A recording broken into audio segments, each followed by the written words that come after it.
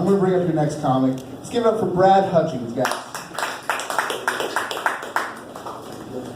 Set.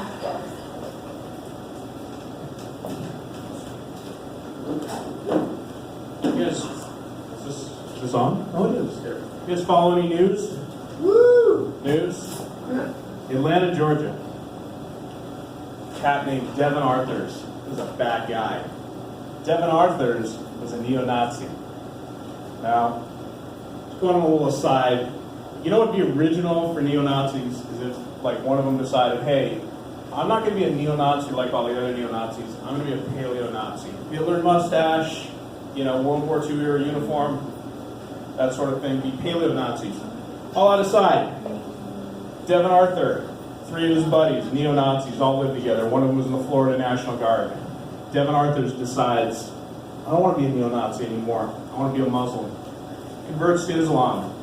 Comes back. Kills his 2 neo-Nazi roommates because they made fun of him.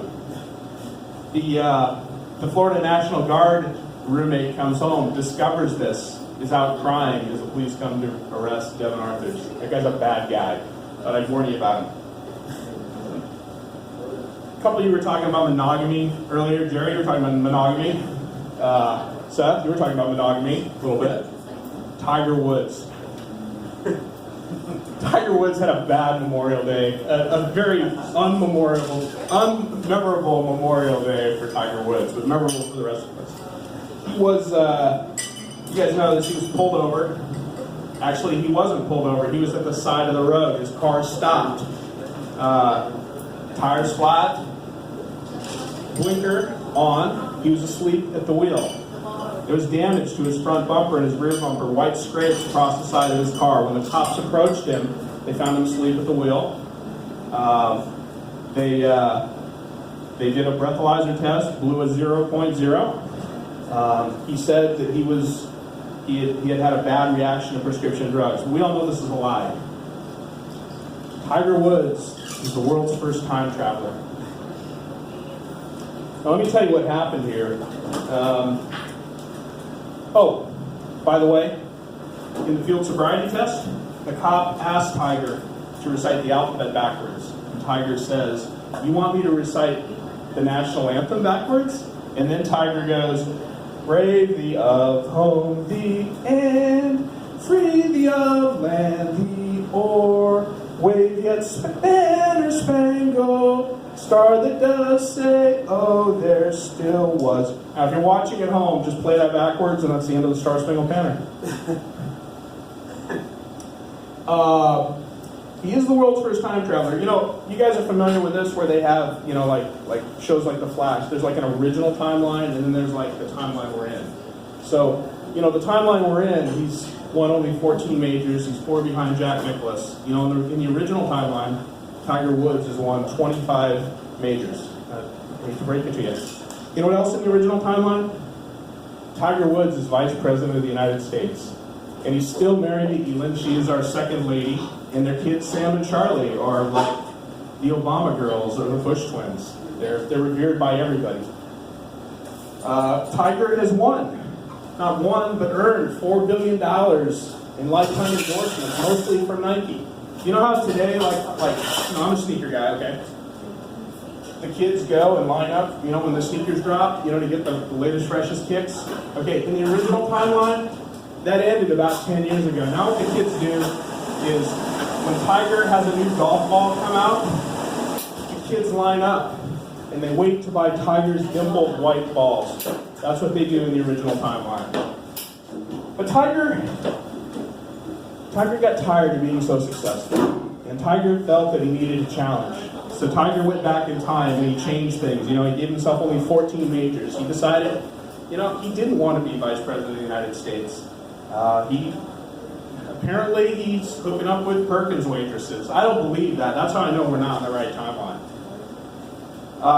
But you know, Jack Nicklaus says that we need to help Tiger, and I kind of agree. We need to help Tiger to repair his timeline, you know, get back to the original timeline where, you know, things are right. Except, I don't think I can get behind Jack, because the last thing Tiger did before he came back was give Michael J. Fox Parkinson's disease. And we can all agree that that was just a dick move. Guys, you probably know this. I'm not a professional stand-up comic. I have a day job. It's actually a night job, believe it or not. I work Sunday through Thursday nights, and I work from home, and I provide tech support for the people of India. Now, I roll in about 7:30 at night, and that makes it, if you know your Indian time zones, 8 a.m. in India the next day. And usually about 7:30, when I sit down on the couch and put the headset on, phone rings, and it's usually somebody needing help, and I say, "Hello, this is Vijay Swami. How can I help you?" And they say, "Hey, Vijay Swami, can you spell that for us?" And I go, "Yeah. VJ, just like you spell it, VJ, Swami, P-A-R-E-E-N-S-W-A-M-I. Now what can I do for you?" "Oh, VJ. Oh, yeah, thank you, sir." And you know what? They sound comfortable with me because I have an Indian name just like that. Now, lately, I'm 46 years old, and my family is a bit concerned that I'm doing a weird career. Nobody had ever thought of this before. You work at home at night and provide tech support to the people of India. That's kind of suspicious now.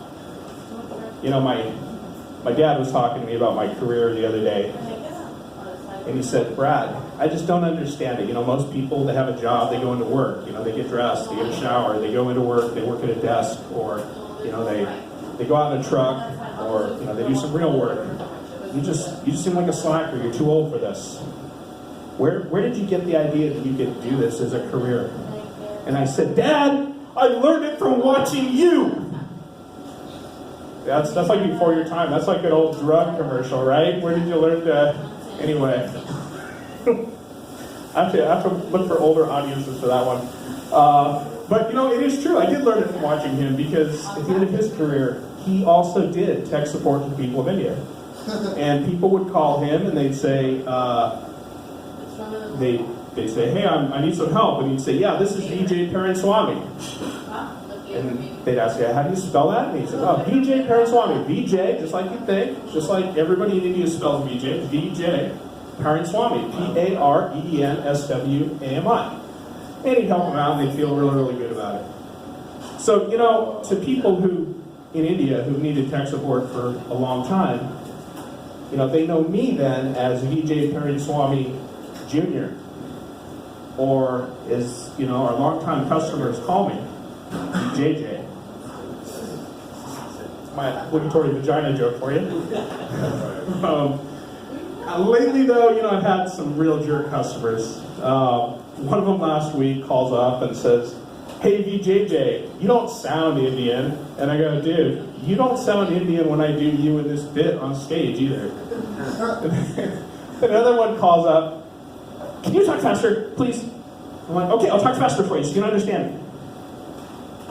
And but finally, this is why I'm probably going to get out of this business. Is one called me up, just last night, and he's a longtime customer. His name is Nitin, and he makes sweaters and he sells them on Etsy.